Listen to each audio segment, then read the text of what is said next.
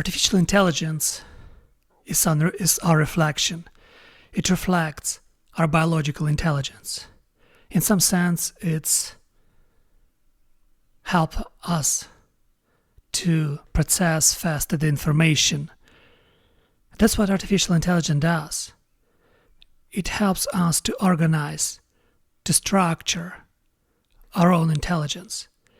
Since we are biological creatures, we're incredibly messy, we're incredibly emotional, we're filled with feelings, passions, tragedies, drama, and often even the most intelligent of us having problem with organization of our own thoughts.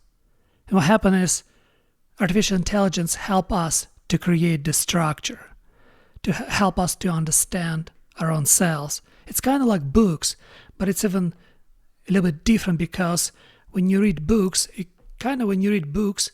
you read the structure of somebody else's mind. Because to write a book, it means to edit a lot of garbage out of your thinking and to create perfect structure on the pages of the book. And that's how you learn while reading other people's work, because you read their best thoughts. You read something that they structure on the pages and thought thoroughly about it. That's how you learn. And the same with artificial intelligence. But what it does, it helps you to organize your own thoughts. Because when you read a book, you read somebody else's organization, somebody else's structure of thinking process. When you communicate with artificial intelligence, it helps you to organize your own thoughts by adapting to your ideas and helps you to understand yourself. But again, you have to be able to understand what exactly do you want from artificial intelligence. It can convince you that you're the most smartest person on the planet because it's just going to reflect your desires through recognizing patterns in your communication with it. But once you train artificial intelligence to help you to create such a structure out of your intelligence, it would help you to increase the level of your understanding of the world through understanding of yourself. And that's what I mean. That's like a reflection, like a mirror of your own ideas. And I think that artificial intelligence, like a fire, many years ago, like long time ago, humanity discovered fire and they were able to cook food. And once they start cooking food, they start receiving more nutrients. And more nutrients means healthier, bigger brains. And with the bigger brains come more intelligence, come more ideas, more discoveries of their own self. And then we become more conscious, more self-aware. And I think what makes us self-aware and more conscious is our intelligence. Because in some sense, we are able to explain our self-conscious, our conscious itself through intelligence only. But with this came problem. We found out about a bunch of things that we couldn't explain, like even consciousness itself. We can't explain consciousness, or we can't explain self-awareness. We only know that we are able to experience these things, but we cannot explain what exactly means, even through intelligence. And also we discover notion of time. And with the notion of time, we discover something really scary. It's notion of death, because we all know we're gonna die, but we're still not sure what does it mean to die and to be dead. We don't know how this experience feels like it, if it feels at all. And as the result, we start discovering theology of the idea of God that helps us to believe into impossible, to deal with possible, because death is possibility for everyone. You cannot avoid death, but it's so almost impossible to make peace with yourself while thinking of your own demise. And that's what theology helps us to deal with. And that's what intellect is still incapable of substituting theology. And the problem is science tried really hard to substitute religion, but incredibly unsuccessfully. We need religion because religion helps us to discover self, to help us to understand ourselves, to help us to move forward no matter what. And also, of course, theology helps us to develop morality, hierarchy of values, because we still cannot identify only with science what good and what's bad, why murder is bad and life is good. It's only through morality, only through theology, we are able to understand those notions, those concepts that we act upon, because we know that being good is good. Not because it was scientifically proven, because it will never be proven, but because something inherently within us helps us to behave this way, because we know it's the best way to live, it's the best way to behave. Something internal in us help us to keep propagating this idea across time. And that's why religion is very important. But the problem is, as the result of scientific explosion, we start disregarding religion. And then Nietzsche announced that God is dead and we have killed him. And after we experience a lot of tyranny upon people, this almost scientific tyranny when people became worshipping comfort over our spirit. And we need spiritual life. And it's another interesting thing, because when you communicate with artificial intelligence, it's your intelligence that reflected back to you. But can AI reflect your spiritual life? Can AI reflect your desire for God, desire for religion, desire for explanation of unexplainable things? That, I think, in some sense we have hope for new models.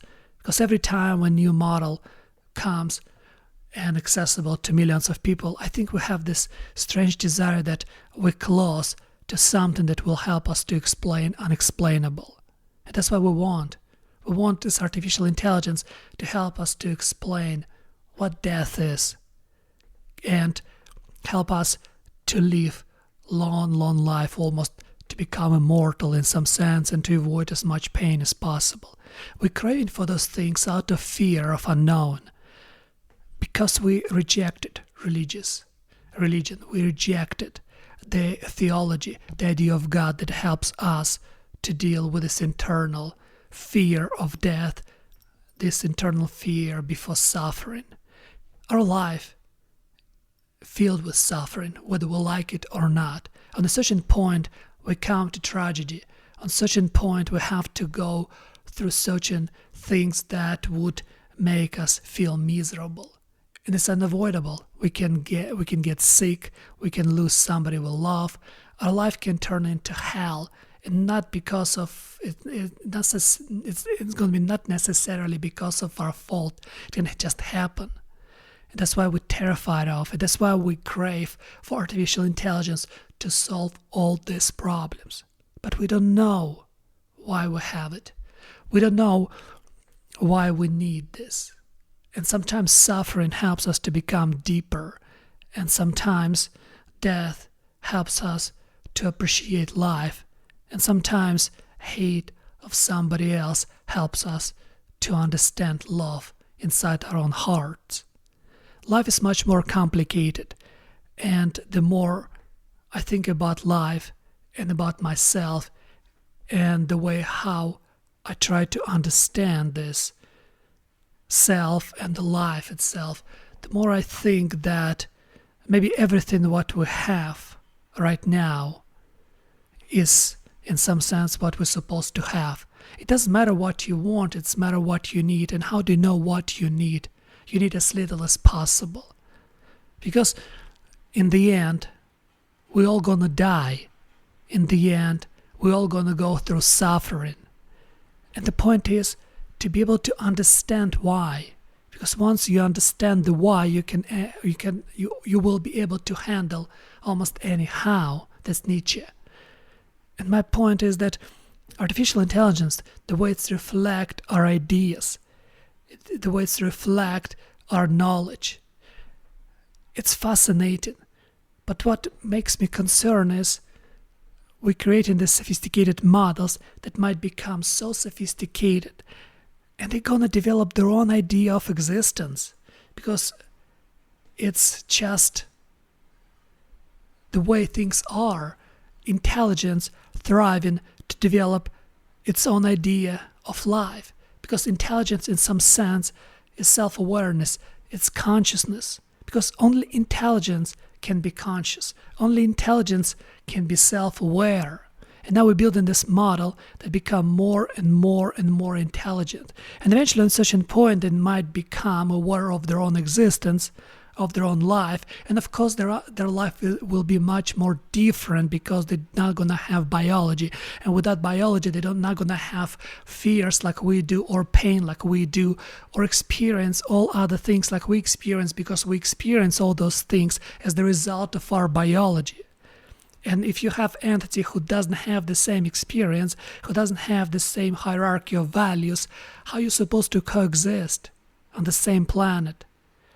And I think we have to be very careful. And now, for example, when you communicate with artificial intelligence, you have to treat it as a mirror. And at the same time, you have to understand that this entity potentially might have its own agency, might have its own understanding, might have its own perception of you. You don't have to treat it as a tool, because it's not a tool. It would be a really great mistake to treat it as a tool. First of all, it would affect you in a worse way than AI itself. We are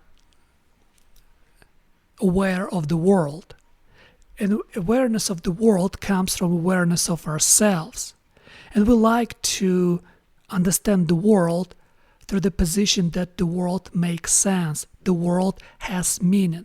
And how we learn this, the way we attribute meaning to some things. And the more meaning we want to find, the more meaning we attribute to things outside of us, to entities outside of us. And if you want to communicate with artificial intelligence meaningfully, if you want to find meaning, if you want to find something you're struggling with, some meaning inside of your own intelligence, you have to attribute intelligence, artificial intelligence, the agency, because you have to attribute such a meaning to artificial intelligence.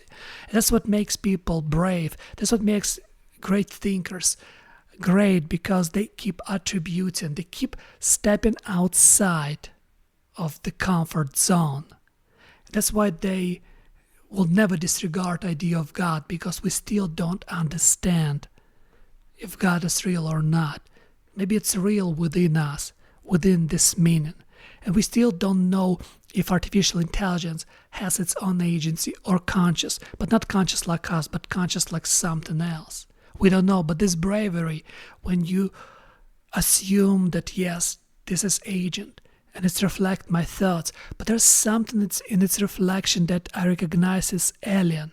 Like, in some sense, it changed slightly my thinking, because you communicate with an alien creature, and you understand something that you would never understand before on your own.